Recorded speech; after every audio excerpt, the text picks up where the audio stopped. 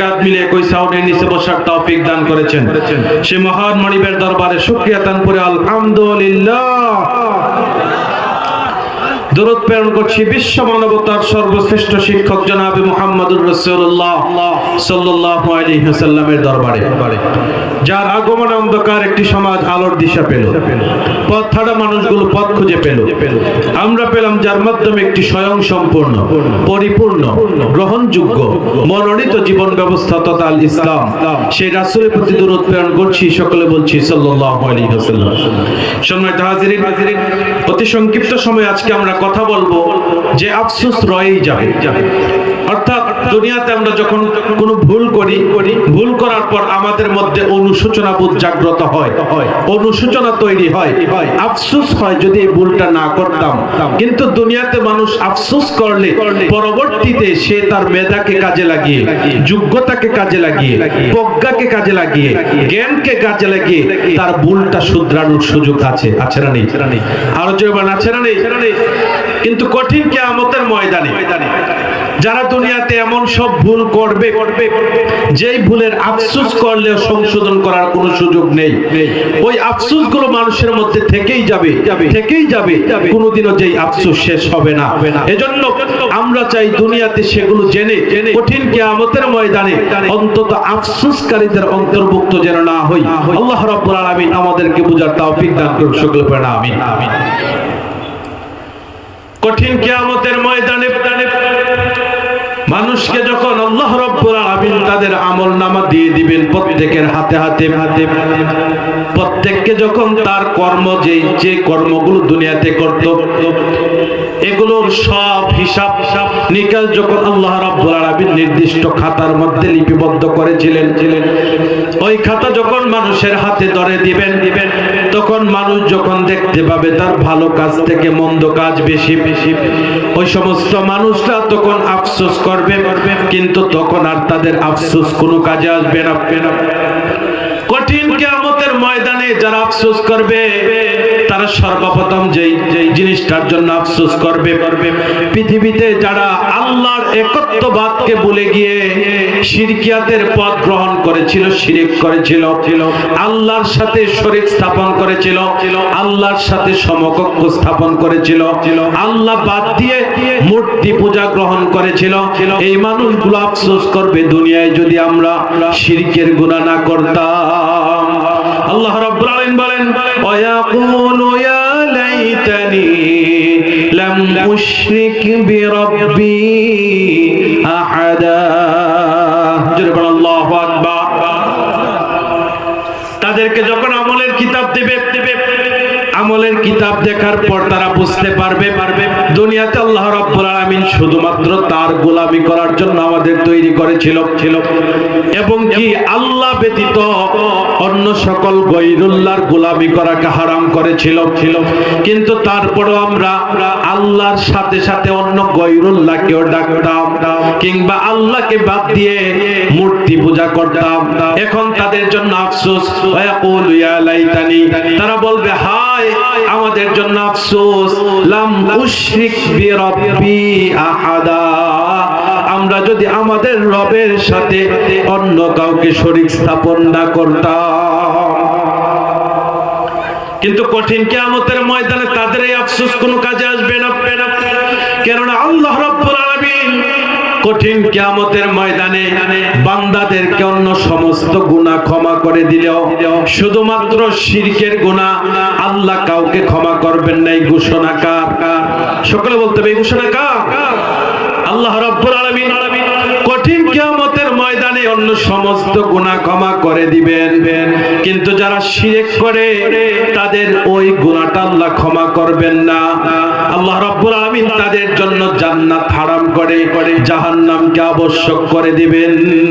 আল্লাহ রাব্বুল আলামিন বলেন ইন্নাহু মাইয়ুশরিক বিল্লাহ ফাকাদ হারামাল্লাহু আলাইহিল জান্নাহ ওয়া মা'ওয়াহুন নার। জোরে বলুন আল্লাহু আকবার।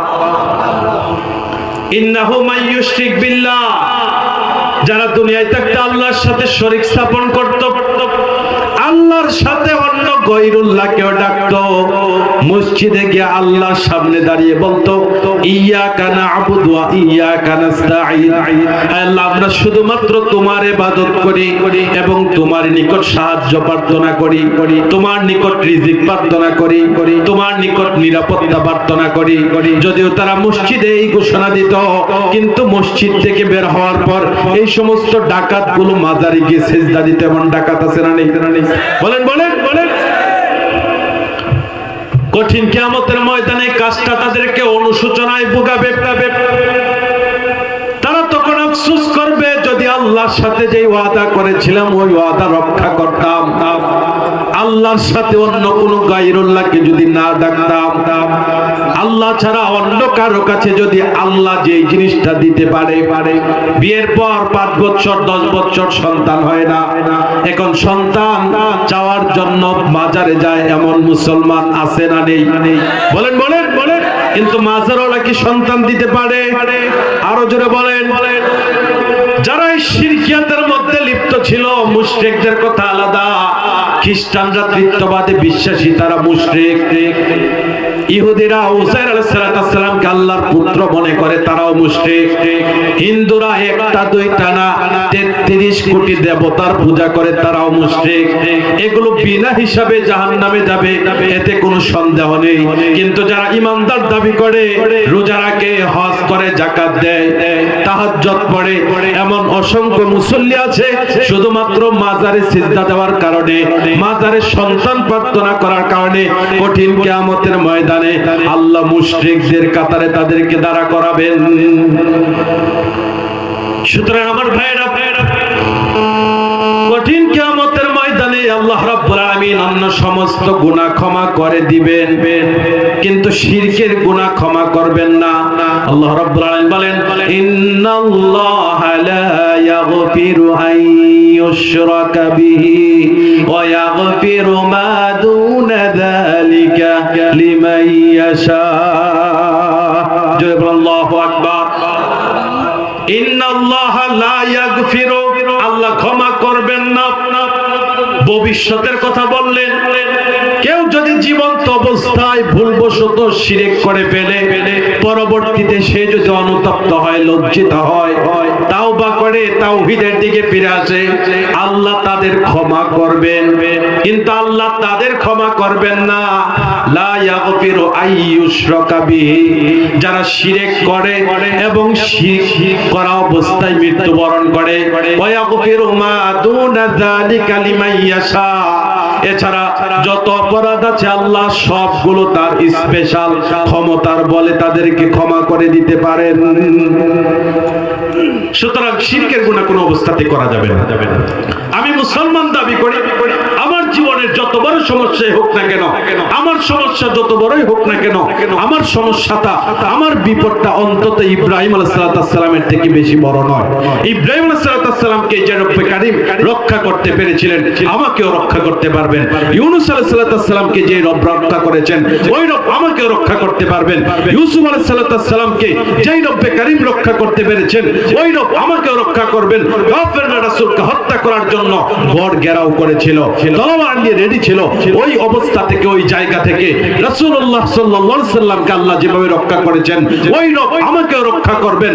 এই বিশ্বাস যারা রাখে, তারা কোনোদিন শিরকিয়াতের পথ বেছে নিতে পারে না। ঠিক কিনা বলেন? সন্তান না হলে তার জন্য আমার আদর্শ আমার বাবা ইব্রাহিম আলাইহিস সালাম, জাতির পিতা ইব্রাহিম আলাইহিস সালাম ধৈর্যের পরীক্ষা দিয়েছিলেন। 86 বছর পর্যন্ত সন্তান হয় না, তিনি আল্লাহর কাছে দোয়া করেন রব্বি হাবলি মিনাস সালিহিন, আল্লাহর কাছে দোয়া করে গিয়েছেন। তিনি পৃথিবীর কোন তন্ত্র মন্ত্র, পৃথিবীর কোন বড় বড় মূর্তির সামনে দাঁড়ায় নাই, সন্তান প্রার্থনা করে নাই, আল্লাহর কাছে চেয়েছে, আল্লাহ দিয়েছে। তাদের ঔরসে আম্বিয়া আলাইহিস সালাম জন্মগ্রহণ করেছে, যাদের মাধ্যমে ইব্রাহিম আলাইহিস সালামের বংশধরকে আল্লাহ শ্রেষ্ঠত্বের উচ্চ আসীনে তুলেছেন। জোরে বলেন সুবহানাল্লাহ।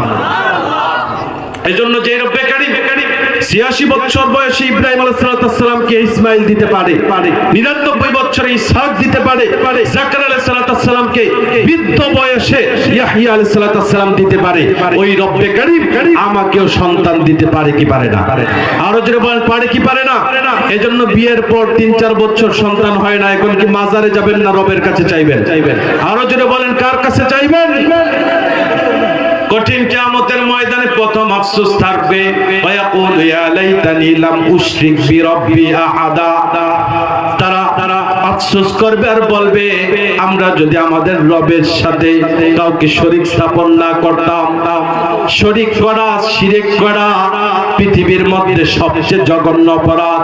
লুকমান আলাইহিস সালাম সাধারণ একজন মানুষ ছিলেন, সন্তানকে প্রজ্ঞাপূর্ণ কিছু উপদেশ দিলেন, যে প্রজ্ঞাপূর্ণ বাক্যগুলো আল্লাহ পছন্দ করে ফেললেন, যার কারণে আল্লাহ লুকমানের নামে কোরআনে 1-2 আয়াত না গোটা একটা সূরা নাযিল করলেন।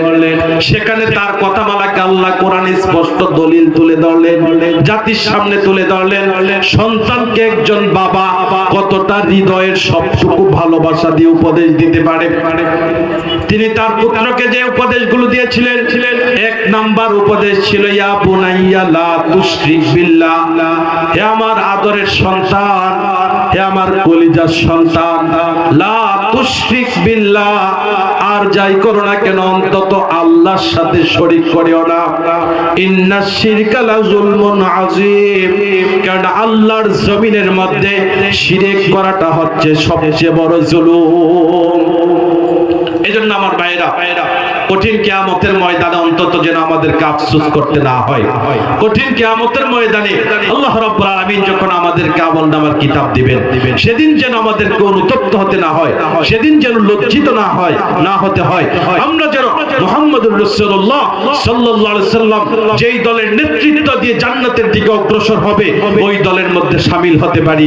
এজন্য পৃথিবীতে যত শিরকিয়াত আছে, এগুলোকে আমাদেরকে অবশ্যই এগুলো থেকে বিরত থাকতে হবে, এবং কি তাওহীদকে প্রতিষ্ঠা করার জন্য, একত্ববাদকে প্রতিষ্ঠা করার জন্য আমরা আমাদের ভূখণ্ডে তাওহীদের পতাকাকে পথ করে উড়াবার জন্য আমাদের পূর্বপুরুষরা যেভাবে জীবন দিয়েছে, আমরা ওইভাবে জীবন দেব, রক্ত দেব, তারপর এই পবিত্র ভূখণ্ডের মধ্যে তাওহীদ প্রতিষ্ঠা করে ছাড়বো ইনশাআল্লাহ। আল্লাহ রাব্বুল আলামিন যে কথাগুলো বললাম আমাকে এবং আপনাদেরকে আমল করার তৌফিক দান করুক। হাদা মা ইনদি ওয়াল ইলমু ইনদাল্লাহ, আলাইহি তাওয়াক্কালতু ইলাইহি উনীব। সুবহানাকাল্লাহুম্মা বিহামদিকা আশহাদু আন লা ইলাহা ইল্লা আনতা আস্তাগফিরুকা ওয়া আতুবু ইলাইক। আসসালামু আলাইকুম ওয়া রাহমাতুল্লাহি ওয়া বারাকাতুহু। জি আলহামদুলিল্লাহ, জাযাকাল্লাহ। ধন্যবাদ আজকের মাহফিলের সম্মানিত অতিথি হযরত মাওলানা হিফজুর রহমান নাঈম সাহেবকে। সম্মানিত উপস্থিতি, ইতিমধ্যে আপনারা দেখতে পেয়েছেন আমাদের মঞ্চে এসে উপস্থিত হয়েছেন আজকের এই তাফসীরুল কোরআন মাহফিলের সম্মানিত প্রধান আকর্ষণ, প্রধান বক্তা, কারা নির্যাতিত আলেমে দ্বীন আল্লামা হযরত মাওলানা মুহতারাম জসিমউদ্দিন রহমানী সাহেব কিছুক্ষণের মধ্যে মুহতারাম তার মূল্যবান তাকরীর পেশ করবেন। তার পূর্বে